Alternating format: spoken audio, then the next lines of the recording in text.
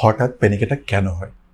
আপনি হয়তো ভাবছেন আমি তো সুস্থ, তাহলে এমন কেন হলো?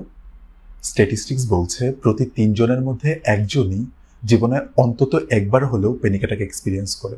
কিন্তু এর কারণ কি? এক্সপার্টরা এর বেশ কিছু কমন ট্রিগার খুঁজে বের করেছেন। যেমন ১. অতিরিক্ত স্ট্রেস বা দুশ্চিন্তা। ২. ক্যাফেইন বা নিকোটিন অনেক বেশি নেওয়া। ৩. টানা কয়েক রাত ঘুম না হওয়া। ৪. সোশ্যাল ফোবিয়া বা ক্লাস্ট্রোফোবিয়া। ৫. জীবনে বড় ধরনের কোনো পরিবর্তন বা কোনো ঘটনা, যেমন পরীক্ষা বা চাকরির চাপ, প্রিয়জনের সাথে কোনো ধরনের টানাপোড়েন অথবা কোনো কাছের মানুষের মৃত্যু। ৬. কোনো ট্রমাটিক অভিজ্ঞতা, যেমন কোনো দুর্ঘটনা বা ভয়ঙ্কর কোনো ঘটনা।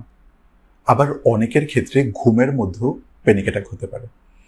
স্ট্যাটিস্টিক্স অনুযায়ী মেয়েদের প্যানিক অ্যাটাক হওয়ার সম্ভাবনা দ্বিগুণ বেশি। আবার ৬০ বছরের পর সাধারণত প্যানিক অ্যাটাক হয় না। প্যানিক অ্যাটাক রোধ করা কি সম্ভব? জানতে চান? জানতে চাইলে কমেন্ট করুন।